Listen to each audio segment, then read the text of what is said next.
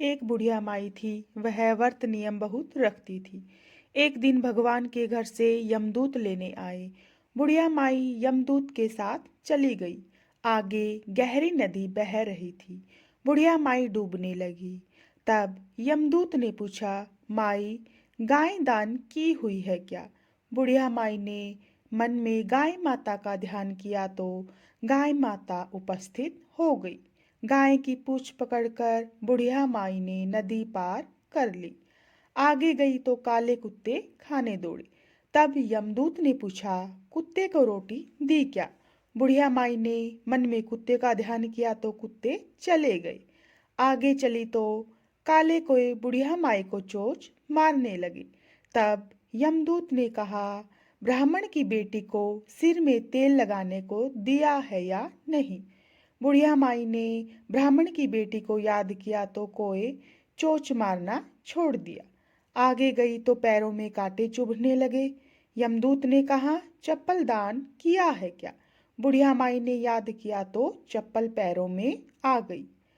आगे चली तो चित्रगुप्त जी ने यमदूतों से पूछा, आप किसको ले आए हो? यमदूतों ने कहा, बुढ़िया माई ने बहुत दान पुण्य किए हैं, लेकिन धर्मराज जी का कुछ नहीं किया है, इसलिए आगे के द्वार बंद हैं। तब बुढ़िया माई ने विनती की कि मुझे 7 दिनों के लिए धरती पर जाने दो। मैं इन 7 दिनों में धर्मराज जी की कहानी सुनकर उद्यापन कर वापस आ जाऊंगी। धर्मराज जी ने उसके प्राण लौटा दिए। धरती पर बुढ़िया माई के शरीर में जान वापस आ गई। सभी लोग बुढ़िया माई को जीवित देखकर भूतनी भूतनी चिल्लाकर भाग खड़े हुए। बुढ़िया माई अपने घर आई। बेटे बहू से कहा, मैं भूतनी नहीं हूँ, मैं तो धर्मराज के कहे अनुसार घर आई हूँ। मैं प्रत्येक दिन धर्मराज की कहानी सुनकर उसका उद्यापन करके वापस परलोक चली जाऊंगी। यह सुनकर बेटे बहू ने पूजा की सभी सामग्री ला दी, लेकिन कहानी के समय हुकारा नहीं भरा। तब बुढ़िया माई पड़ोसन के पास गई। पड़ोसन ने कहानी सुनी और हुकार भी भरा। बुढ़िया माई ने 7 दिनों के बाद उद्यापन कर दान दिया। 7वें दिन धर्मराज ने बुढ़िया माई को स्वर्ग से विमान भेजा दिया। विमान देखकर सभी गांव वालों ने स्वर्ग जाने को कहा। तब बुढ़िया माई ने कहा, मेरी कहानी तो केवल पड़ोसन ने सुनी थी।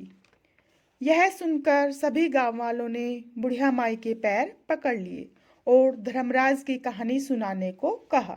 बुढ़िया माई से कहानी सुनने के बाद सभी गांववासी विमान में बैठकर स्वर्ग पहुंच गए।